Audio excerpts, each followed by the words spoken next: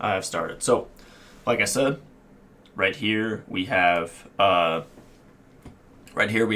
Asheville underscore 1999. We have now pulled in the variable, that whole matrix, right? That whole table. So in this question, let's go back and talk about what they said. So in this question, it said this is what we are trying to find. We are trying to find four values: annual mean maximum temperature, annual mean minimum temperature, highest temperature, and lowest temperature. So this is what we were looking for, right?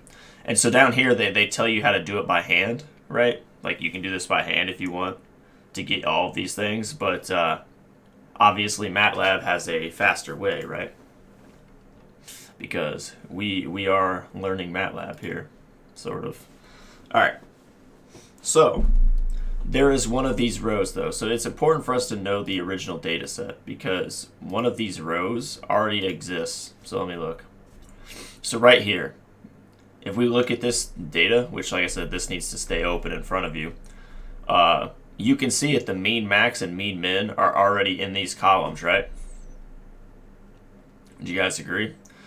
This is column 1, 2, 3, 4, 5, 6, etc., right, all the way through. So we have this column from the data, and we're trying to extract the data, right? We're trying to put it, take parts of this chart and put it into our code. So if we are going to extract just this first column and the second column, just to start, right? Because that's what we need. We need the mean max and the mean min. If we're going to extract both of these columns, how would we do it? Well, go back. So let's call them what they need to be called, right? So that column is that they called it the mean max, right? So it's mean. You can do it however you want, but mean underscore max, right? Because we're looking for the mean max of that chart. So if we're trying to take a column, you should probably name it the column that they name it.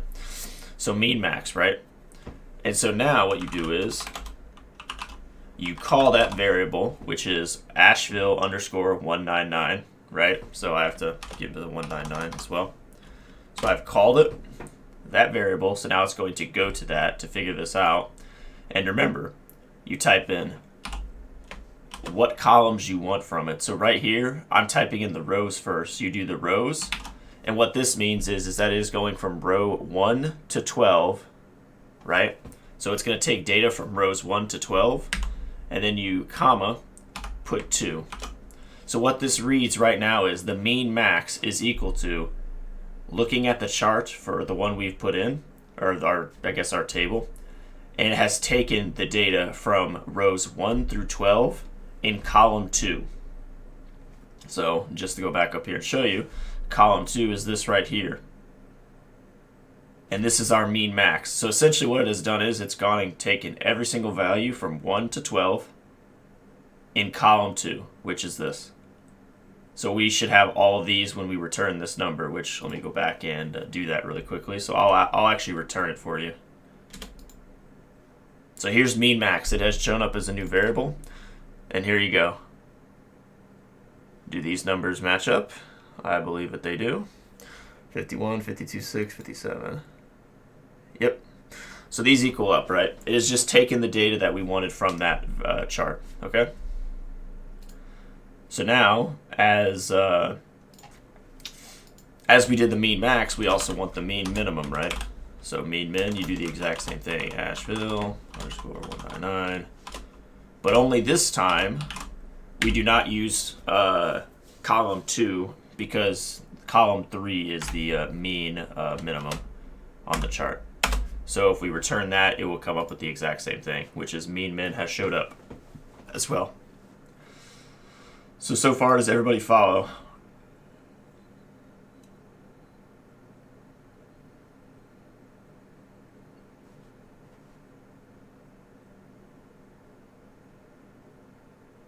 And no, you said it's not a it is not a semicolon between. I'm sorry, I didn't have the chat up for a second, but it is a regular colon.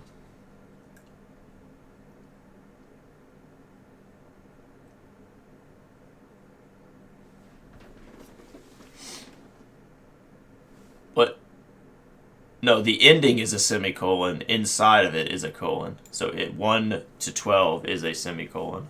or a colon. No, sorry, you're confusing me now. A colon. 2 dots. 2 full dots. Okay. So, right here, so we've gotten our 2 things extracted from the table, right? Which is what we're looking for. We got mean max and mean min. 2 things extracted. All right. Let me pull that up now. Okay. So these first 2 columns have been taken, right?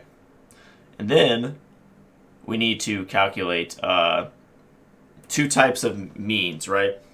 So I would like the mean. Let's say this is part of the question, right? Let's say you need the mean, which I think it is actually asked, the annual mean for the minimum values and the annual mean, the annual mean of the maximum values, right? So if we're going to do that, MATLAB has a function where you can do the mean, right? So we need to call this one as another variable, right? However you guys want to name it is up to you. But obviously they like underscores. They don't like dots so much in here. So annual mean, and you can call this one max. And you do the function mean, and then put your previous mean max variable in here.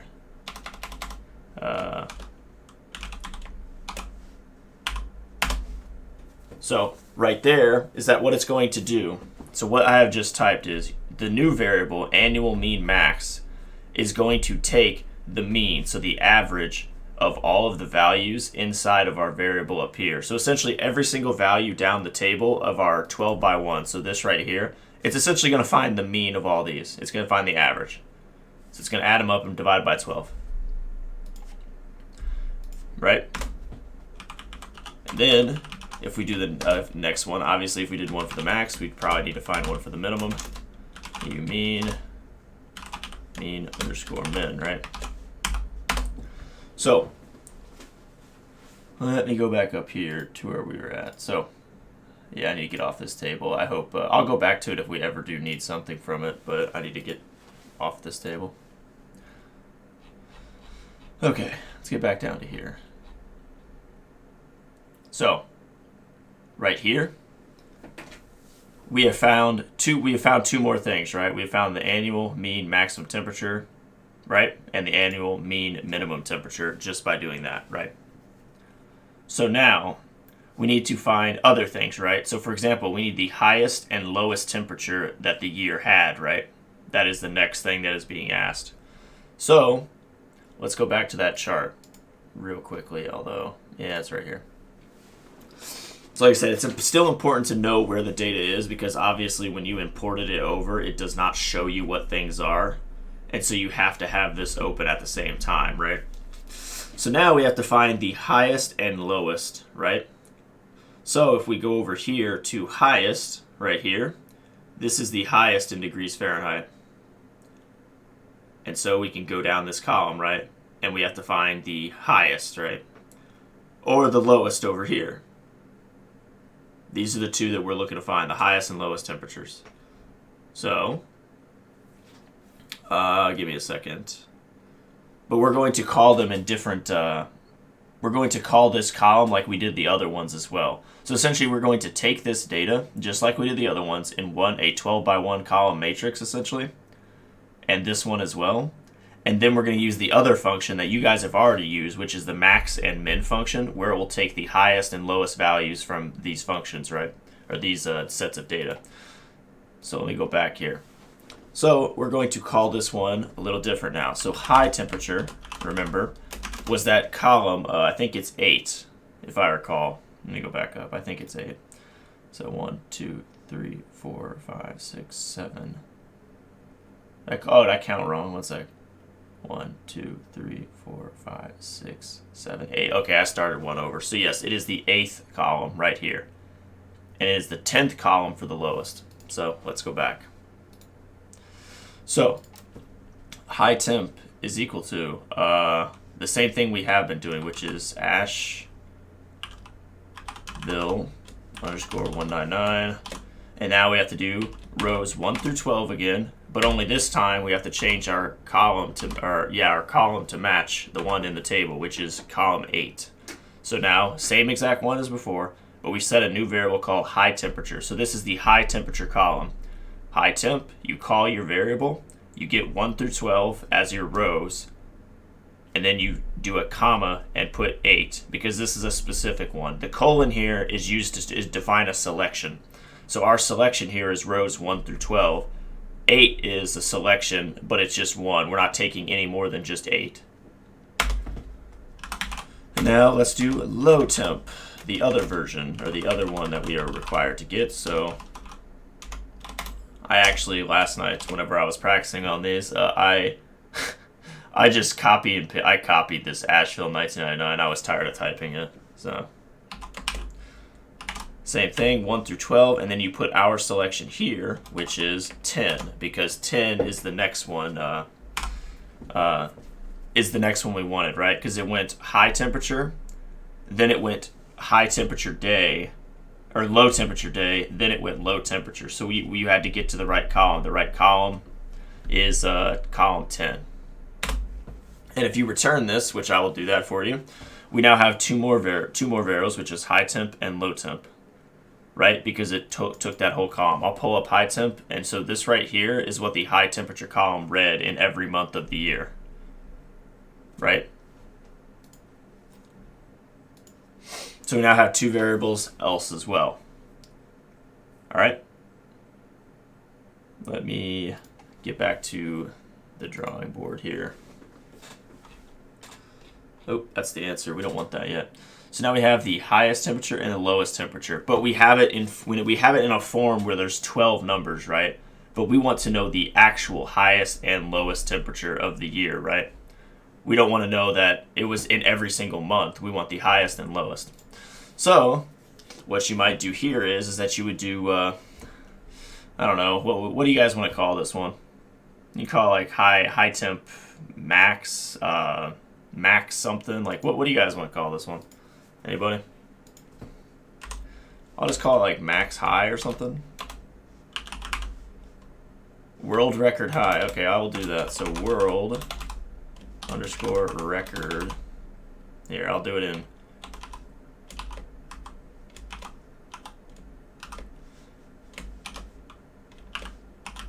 There you go. World record high. So world record high, half of it in troll letters, is equal to max, right? So you need to use the max command, and the max command is going to pull the highest value out of this. And so what we need to put here is we need to put high temp. Because what this is now doing is our new world record high is equal to the maximum value from our high temp column. So essentially from those 12 months, we are taking the highest value out of them to become our new world record high, which I obviously I shouldn't have listened to Blake on this one, but we're going to do that. And now, obviously, we're going to do world record low as our other one, right? So we need to find the minimum value of the low temp, right? Low temp. So world record low is the minimum of the low temperature column, right? And the world record high is the maximum value of the high temperature column that we've created, right?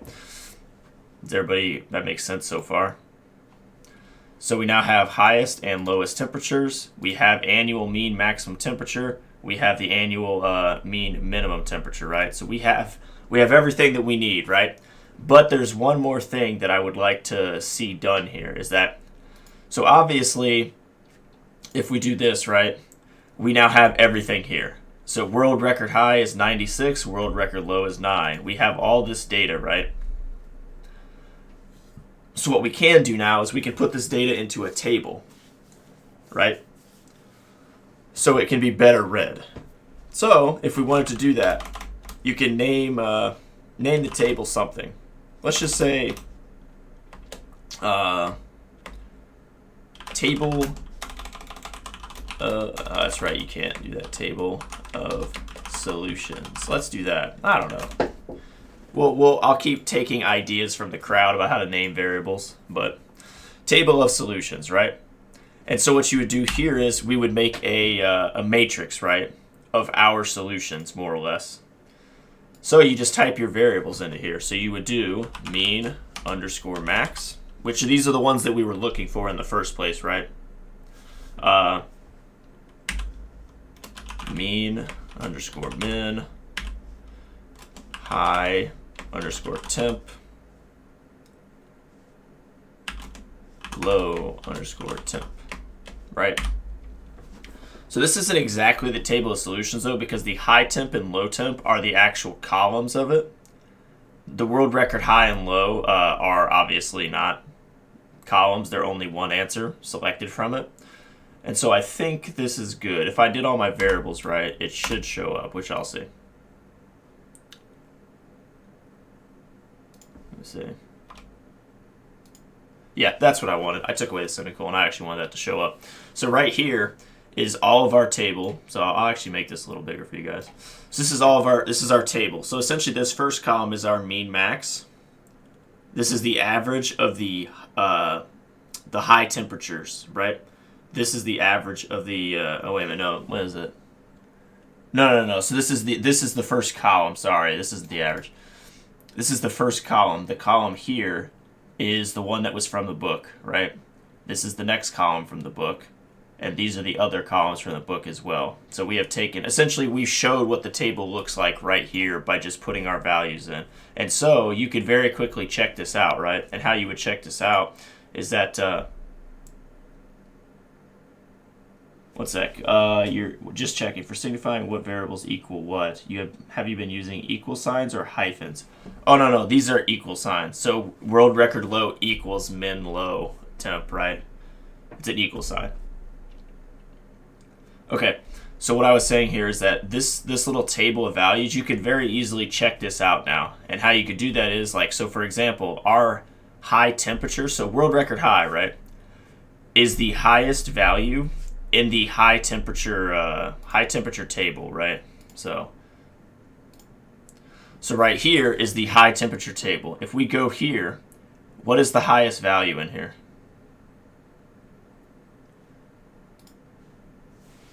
What is the highest value in this line? This is just like a logical check. So we've got 96, okay? What's the lowest temperature in this column? This is, like I said, just a logical check to make sure you've done the work right, okay? Answer is 9, clearly, right? So then you go back to your code, and if you go down these columns, these all make sense. 9 is the highest here, or 96 is the highest here, and 9 is the lowest here. And you can see by our world record high and world record low numbers, they match 96 and 9, which means that we've done it right. So like I said, that last part is just a logical check to make sure that you have done it correctly and that it makes sense, right? So are there any questions about this one? Because what I'm going to do next is I'm going to move on to the, so your homework questions have 2 questions that are like this right here. So there'll be something like where you load in data and you have to like take selections from matrices, I believe. And then the last 2 questions are using mesh grid. And so I was going to go over 2 mesh grid problems really fast. Because mesh grid was kind of something that was confusing, I think, because the way they had it in the book. Why is it that most of the stuff was sent to the workspace while the actual table of solutions went to the command window? That's because right here, to get the table to pop up, so the table of solutions is here as well. But the reason why it popped up down here was because I took off the semicolon off the back. I wanted it to show up down here. That's why. Yeah. So the semicolon allowed it to cut. Once I took it out, I wanted it to show up down here. I didn't want to go into the table of solutions to see it. So if I removed every one of these, which this is going to be like a bad idea, I'm sure, but let me see what happens. Yeah. So there you go. So there's the mean max, mean min, annual mean max, annual mean min, high temp, low temp, 96, 9, and the original table. So if you remove all the semicolons, that's what happens. So the reason why on like longer things where you have to get one, if you have to get multiple answers, it's probably not a good idea to, like, let's say there's a question like this where you have to get a bunch of different answers. Having it like this is probably not a good idea, because then you have to get okay, so I'm getting your code file, so I'll actually see you have the right answer. But let's say you had to just like show your answer, right? Or show your answers. This would be really hard for someone to see in like a picture or like a snapshot or something. But since I'm getting your code file, it doesn't matter. If you want to turn it in like this, that is fine with me. But essentially the other way is just once you get, now if you do a normal question where there's a bunch of steps, and let's say that this is the only answer I wanted at the very end here, then it makes sense that all of these are semicolon, right? Because they're stored in variables. And then you could just get your last table of solutions answer. That's the one that I actually asked for. And you would only give me this, which means I wouldn't get caught up in all your other stuff, right? I would just know that this is the answer at the very end. So essentially, here's the rule then. If I only ask you for like one thing, like let's say I only ask you for some answer, one number from using a MATLAB code, semicolon the rest of it, and then just have the number. Then just put that final answer as a non-semicolon to have it show up down here. It's probably a good idea. All right, so I'm gonna go ahead and make a new one here. All right, so I need to save this one again. Let's do example 4.2. So example 4.2. So let me go ahead and pull up another one here. All right, let's move. So now it's problems using MeshGrid. So let's find the two questions that I did. So if everybody recalls, MeshGrid was essentially this. It was this. So it wasn't this table, right? But what MeshGrid was finding different combinations or all possible combinations of a set of data, right? So for example, using MeshGrid, it would fill out this table. It would have all of these with a number, right?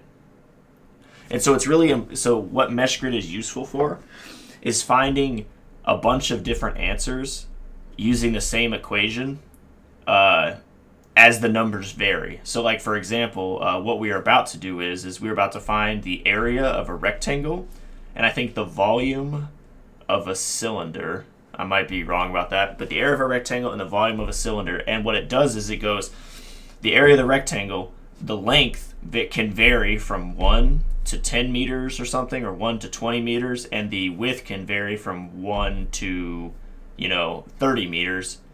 With the spacing of this, find all the values that all the values of area it could be. Now what you guys could do is on your calculator is you could sit there and go, okay, well, I know that the first area, or the first one, can be 1. So I'll do 1 times 2 times 3 times 4 times 5 times 6 and continuously get areas and write those down. Or you can use MeshGrid and just get it in one fell swoop, right? So that is what MeshGrid's good for. It's good for varying numbers and getting combinations of those numbers. That's what it is.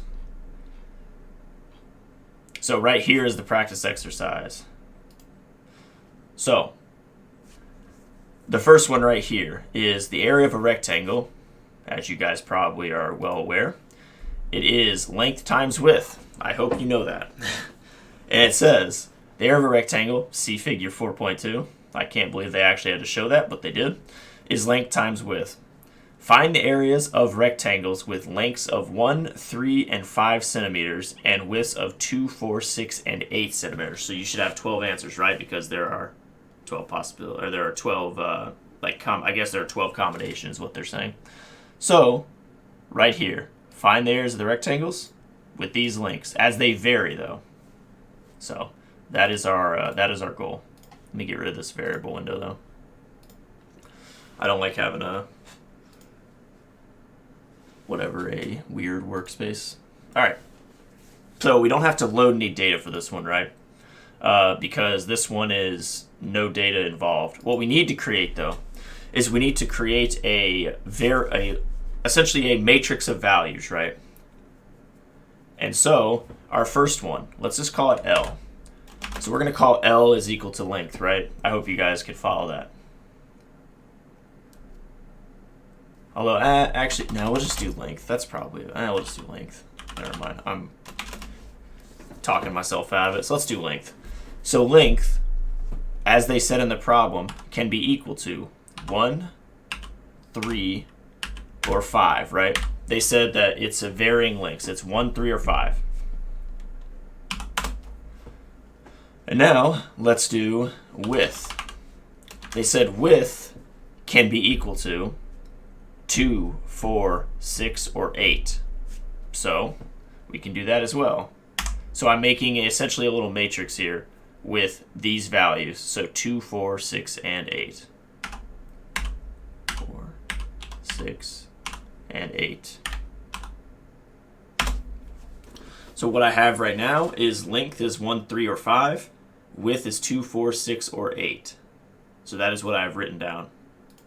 Okay? Is everybody following so far? Essentially, I just have, I've programmed in what the length and width can be. What are their possible values? Their possible values are those right there. All right? And so the next one is now we need to combine. So this is where last time in the class I feel like I lost everybody here, and that was my fault. Is that essentially what it is doing is that we are going to take those two variables, so x here and y. X can be length, y can be width, and we are going to be filling in this table. And the way to do that is we have to combine them using MeshGrid, using that command. So let's go back here. So this next one is that we have to define a new matrix, right? In the new matrix, we can call this one L, comma W, right? So this is a new matrix. So this is length and width. So essentially together. So L, comma W. And you can name this whatever you want, right? I'm just putting it into, I guess, length in simple terms, width in simple terms, and then kind of closing it up a bit. But right here, we have a new matrix, and then this is the command. It's MeshGrid. So MeshGrid is the one where essentially it's going to fill out that table for us. So MeshGrid, and then what you do is, remember what MeshGrid does. It combines two matrices together. So what we should do here is we should put our matrices that we have created in here. So I put the names of them, length and width. So length was our first matrix, width was our second. So length and width. So essentially what this is reading as is that our new matrix L and W, or L comma W, which I think this one goes, okay, the technical way to say it is that L is the number of rows we will have, W is the number of columns we have. So essentially it's pulling these variables into a new matrix right here. That was something we talked about last time, but that's we can read the definition after I guess type this, but I mean it's more for academics. So essentially we're making a new matrix with these two previous matrices inside of it.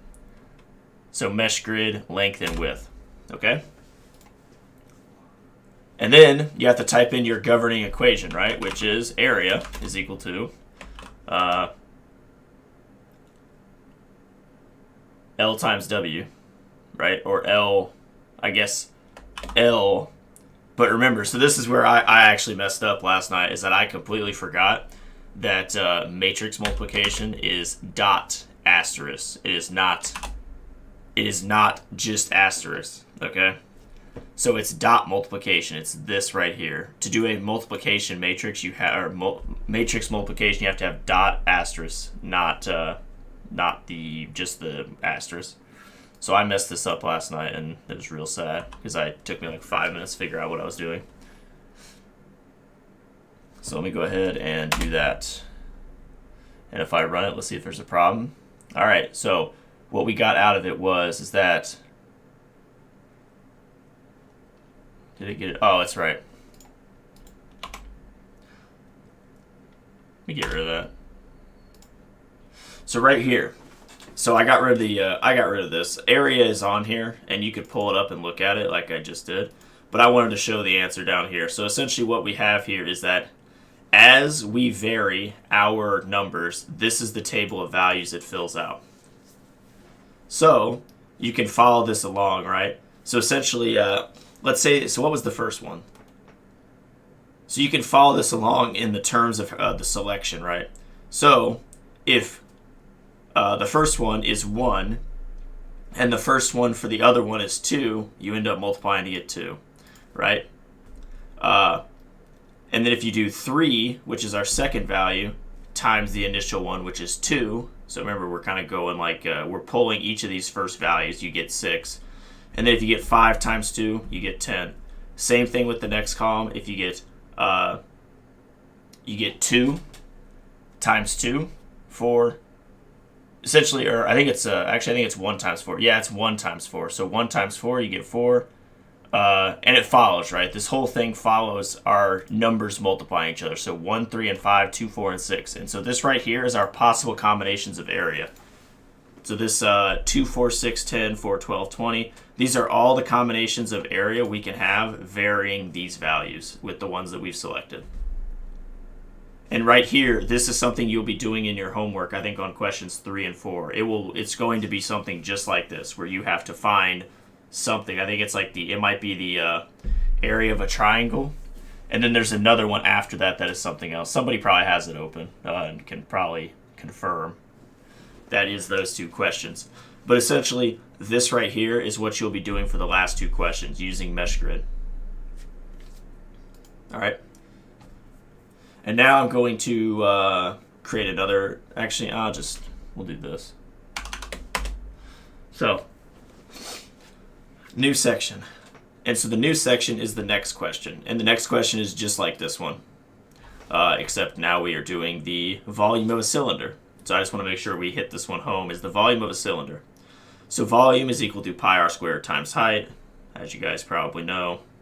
Find the volume of cylindrical containers with radius from 0 to 12 meters and heights from 10 to 20 meters. Increment the radius by 3 meters and the height by 2 meters as you span the two ranges. So that right there is our next assignment. So 0 to 12. I gotta make sure I remember this, but I probably won't. I'll be back on this page in like 2 seconds, more than likely. So we have new things here, right? So we have radius and we have height. So we need to define these things, right? So radius, let's do that as the first one. So radius. So radius now, we can define as, essentially we need to vary radius as, what did it end up saying? I think it was from 0 to 12, going up by what, 1 or 3? Told you I would be back on here. Increment the radius by 3 meters. Okay. Someone in the chat, remember that. So, radius, incremented by 3 meters here. So, I think we got to do this, but I do reserve the right to be incorrect here. So I think that is what you do. And what this says is that essentially, remember, this was that one we used a while back, was this right here is our starting value. This is our spacing. This is our final value. So essentially, it's going to go 0, 3, 6, 9, and 12. So we're going to increment by 3. Radius of 3 increase every time. Okay? So we talked about this on Monday. It's the command that essentially goes, these 0 and 12 are our max and minimum values, and 3 is how much we are incrementing by every time getting to the maximum. So let's do height is now equal to, and I think, what did we start out? This was 10, right? To 20, if I recall. Someone in there will tell me if I'm wrong, but I'm pretty sure it was starting at 10, you increment by 2 to get to 20, right? So vital shelf, yeah, that's it.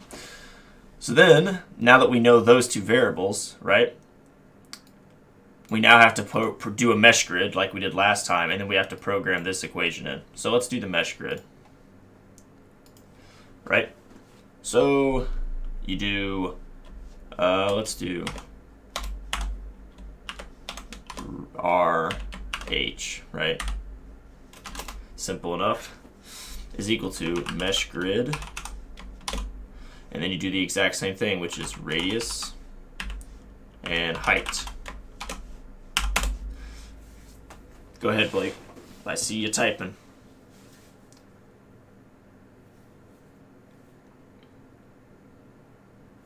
Okay, so this is something that the question asked. The question asked to start at 0 and vary to 10. The answer would be 0. You are absolutely correct. The question asked to start at 0, but I agree with you. A radius of 0 doesn't make sense.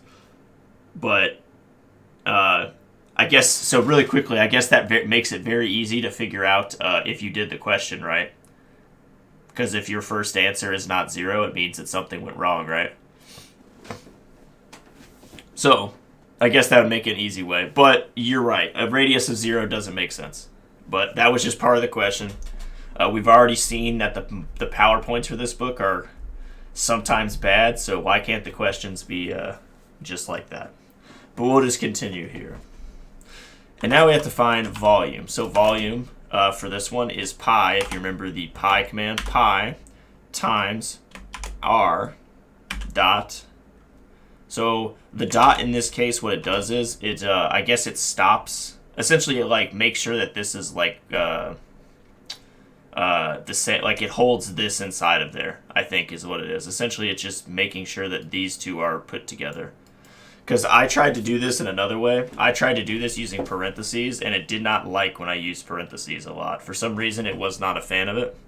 I don't really know why, but it had a problem with maybe I just did it wrong. It was late last night, and maybe it just didn't like what I typed in. But essentially, let's go through this really quick. It says volume is equal to pi times r squared, right? Times, but really quickly though, matrix multiplication sign, dot multiplication, because remember r and h are matrix multiplication, dot multiply with h, okay? So let's see if it likes this very much. So let me see.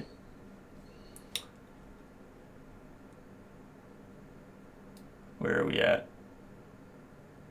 Example, although I don't think, oh, that's why. Let's get rid of that.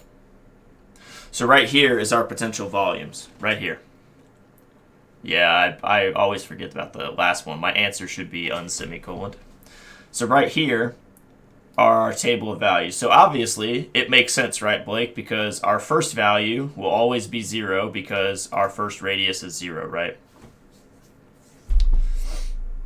So this one makes sense.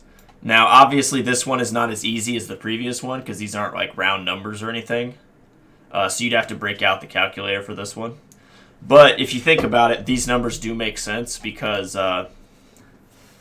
if the volume, essentially, I think they're always going to end up something like this unless you have, because it's well, I guess that doesn't mean anything.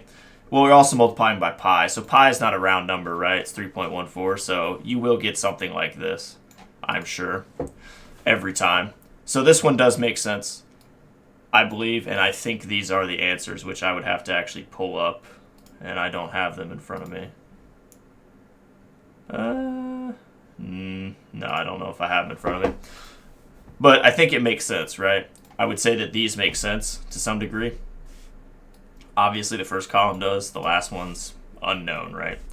But it's very easy. You could find these by typing them into your calculator, and you could do it. So this right here is how you use the mesh grid. And like I said, what the mesh grid did is that essentially just combined these two together, and it filled out the table with whatever equation we are using it for. So we now know all the combinations of these volume of a cylinder, volume of a cylinder with the numbers that we provided. That is what it did. And so think about the power of this, right? So think about like, let's say you could find, you could optimize, right? This is optimization, right? You could optimize and find which one has the highest volume, needs to fit inside this little area or inside this little section. You could even change these going up. Like you could now make this, instead of 3, you could do 0.1, right? and it would go up by a crap load. I agree, the matrix would be huge, but small changes in the equation could get you a long list of numbers here, and you could find the ones that make the most sense for you and whatever you're using.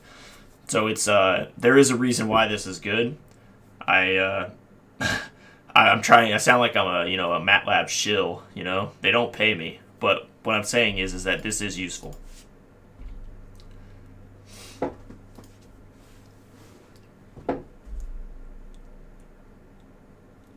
All right.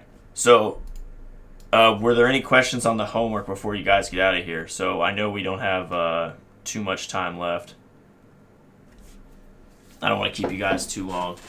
But essentially, this right here is what you'll be doing. Example 4.1 is very similar to what you... And by the way, I already provided the data file that you have to upload.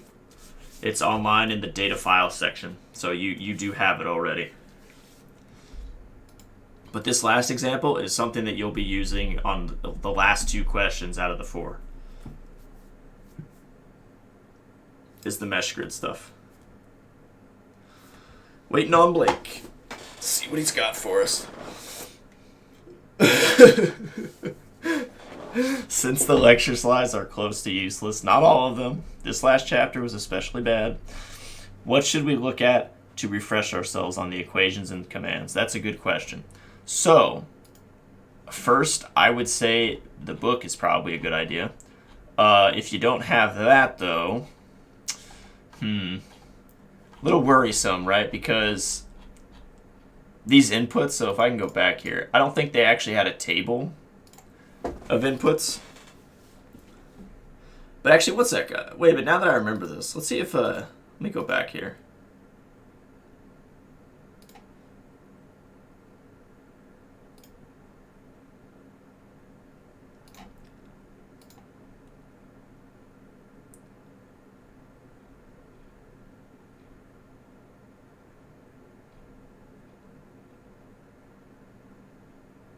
Yeah, so essentially, inside of the first chapter, there were a bunch of commands, right? I mean, I know you guys remember going through these, and remember in chapter here. Let me pull that up really fast. I'm sorry to keep you guys here, but let's go through this PowerPoint slide. I'm not doing the whole thing. Don't get mad or anything, but I just wanted to see if this was a good place to look for all the commands. Okay, so real quick, the help window also good. But as you guys can see, this right here, so that's common math. Rudolf Clausius, who gives a crap? Rounding functions, function used in discrete math. These are the sign, everything. I'm pretty sure that they do this one right here. So here's how you do some maximum and minima, averages, sums and products. I'm trying to think if there was one for, if they did matrices somewhere in here.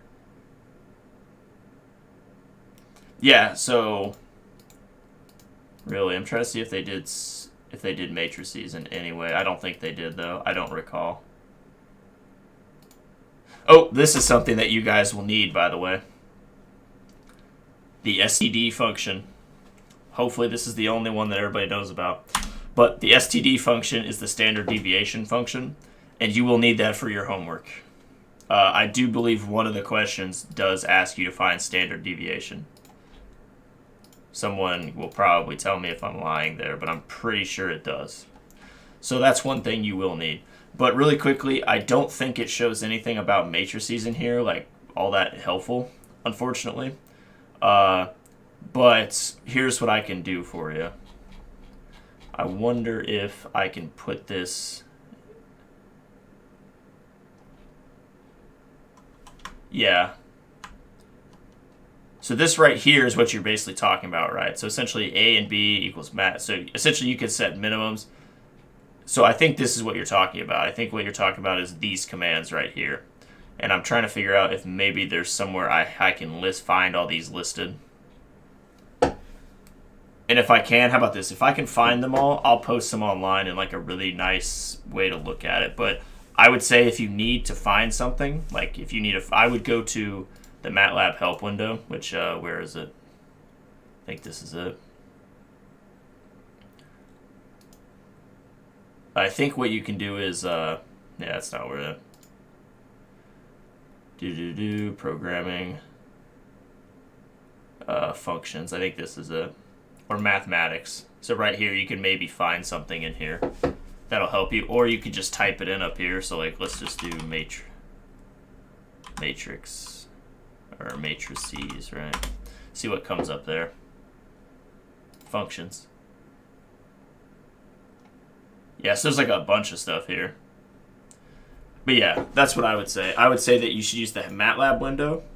If you can't do that, Google is also your friend. That is the advice I was given by my friend who became proficient in MATLAB by himself. He just Googled it for an internship and like found all the stuff. He was working in Germany, and so he had to use MATLAB to do like some big project, and he just Googled a lot of stuff. And I'm not telling you that that's like the best advice, but it's pretty good. Use your book, use Google, use the PowerPoint slides if you can find that they're actually helpful, and use the help window. These are like all the things that I would say. And if you can't find something on any of that, talk to me and just send me a message on Discord or put it in the channel, and I will help as fast as I can. I usually respond quickly, but yesterday was kind of a shit show. And we're still recording. Yikes.